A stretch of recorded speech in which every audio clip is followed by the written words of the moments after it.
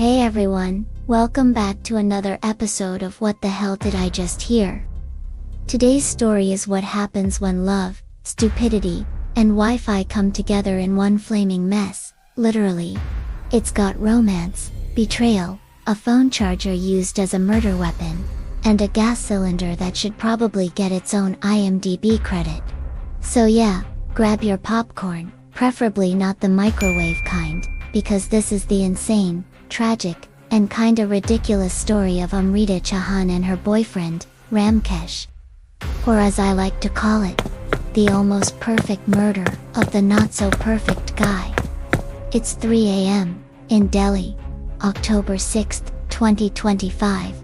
The city's quiet. The only thing moving is stray dogs and bad life choices. Inside a small apartment in Gandhi Vihar, 32-year-old Ramkesh is fast asleep. He's been studying for India's toughest government exam. UPSC, basically the Hunger Games for bureaucrats. And suddenly, 3 people break into his flat. They hit him with a chair, because apparently, the WWE is recruiting, then strangle him with a phone charger. Yes, a phone charger. You spend all your money on iPhones and that's what kills you. Honestly, poetic. After that, the trio pours ghee, cooking oil, and alcohol on his body, opens a gas cylinder, and lights the place up. Boom! Instant cremation. Neighbors see flames and think, oh no, a gas leak. Because in India, that's like Tuesday. But this wasn't an accident. This was a cover-up. And the real twist. One of those 3 intruders wasn't a stranger, it was his girlfriend, the woman who supposedly loved him. Her name was Amrita Chauhan, 21 years old, studying forensic science. Yeah, she literally majored in how not to get caught. And still got caught. When the police showed up, they thought it was a tragic explosion. Nothing suspicious. Until one officer noticed something weird. The door was locked from the inside. So how did anyone get out? Turns out, Amrita, the DIY queen, had removed a little piece of the metal mesh near the door, reached her hand in, locked it from the inside, then put the mesh back. Like, girl, that's not criminal genius. That's arts and crafts with extra steps. But hey, she almost pulled it off. Until her phone betrayed her. Because, here's the thing about murder. You can erase fingerprints. You can destroy DNA. But you can't hide from Google Maps. The GPS data showed she was right there at 3 a.m. Technology, 1. Amrita, 0. So how do you go from hi, I like your smile, to I like your funeral? Let's rewind a few months.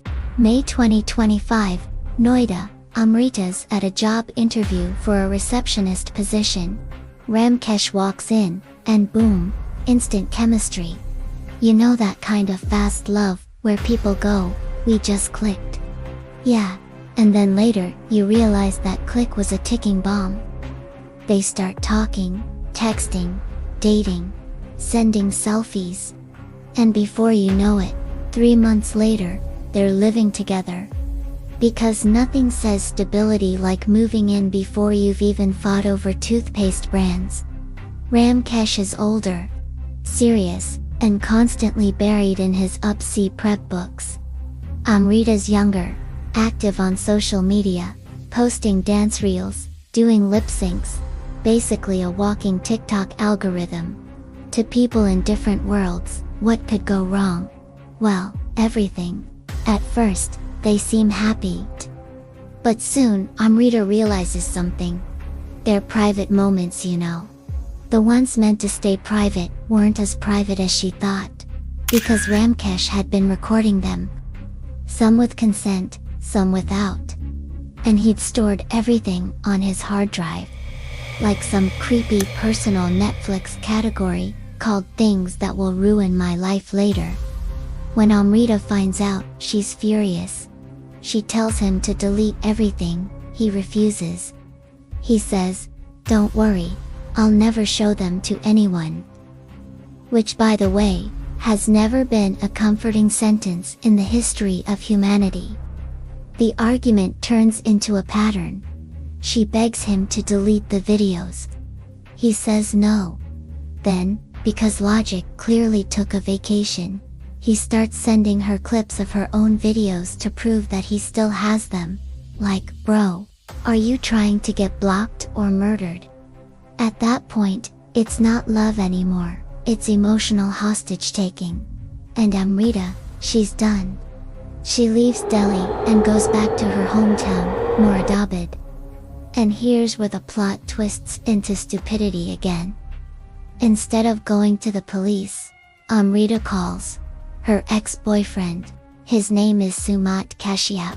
He's 27, works distributing gas cylinders, because of course he does, and he asks the definition of bad idea with confidence.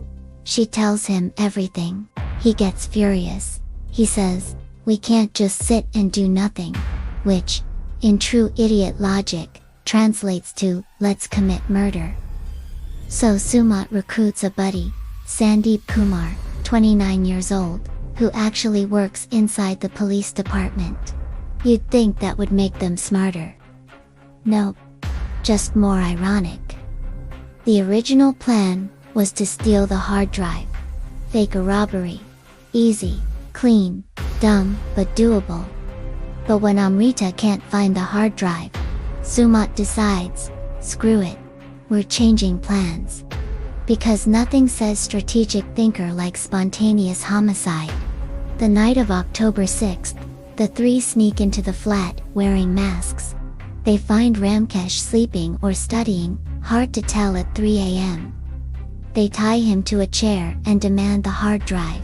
He refuses, because apparently, even facing death, this guy's like, over my dead body. And, well, that's exactly what happened. Sumit grabs a phone charger, wraps it around his neck, and starts pulling. There's a struggle. Ramkesh kicks, yells, fights back, but it's 3 against 1. Eventually, he stops moving. Then Sumit, the gasman genius, drags a cylinder from the kitchen, opens the valve, pours oil and alcohol, lights a match, and walks away. Moments later, the place explodes. It's loud enough to wake half the neighborhood. But nobody suspects murder. Everyone just says, "Oh, another gas accident." Morning comes. The police arrived. Everything looks consistent. Fire, smoke, melted furniture, and one poor guy, who apparently lost a fight with a stove. Case closed, right? Except Ramkesh's parents aren't convinced. They insist something's off. The cops check CCTV footage from the building. And boom, there she is. Amrita walking out with 2 men, faces covered. From that moment, everything unravels. Phone tracking confirms her location. Fingerprints, ashes, receipts, all roads lead to Amrita. Within days, all 3 are arrested. But just when everyone starts hating her, calling her cold-blooded, manipulative, evil, the real twist drops. When the police finally examine the famous hard drive, they discover it's not just Amrita's videos in there. There are recordings of 15 other women. Yeah, 15. The man was basically a walking privacy violation. Some videos were taken with consent, others without. Some of the women probably didn't even know they were filmed. So suddenly, Ramkesh goes from poor victim to serial creep. Now everyone's confused. Half the internet says, she's a monster. The other half says, she was pushed to the edge.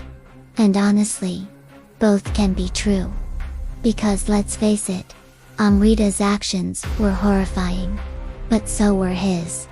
He betrayed her trust, invaded her privacy, and tried to control her. She retaliated in the worst way possible. It's like 2 wrongs making an explosion. After the arrests, the story keeps getting darker.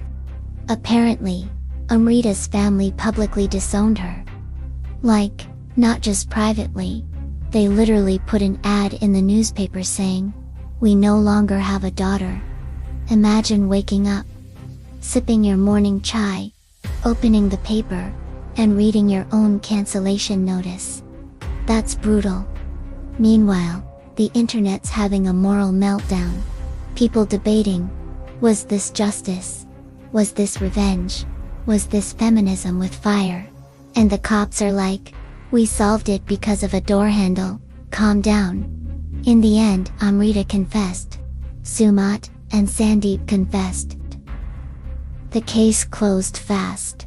And somewhere in a police locker, that cursed hard drive probably still exists. The one that started it all. So what's the takeaway here? 1. Don't record intimate stuff unless you want it to become Exhibit A. 2. If you're mad, call a lawyer, not your ex. And 3. Never underestimate the power of a door handle to ruin your perfect crime. Love can make people do crazy things, but this was a masterclass in poor decisions. He used her for control. She used science for revenge. And now, both their names are burned into a case file forever. So yeah, maybe the moral is simple. If your relationship involves hidden cameras, gas cylinders, or USB cables used for strangling, you're not dating a soulmate. You're dating a true crime episode waiting to happen. Anyway, that's the story. Let me know what you think. Was Amrita a victim or a villain? And if you enjoyed this dark roller coaster of stupidity, hit that like button before someone checks your hard drive. Stay weird, stay safe, and remember, when someone says, "Don't worry, I won't show this to anyone," you should probably start running.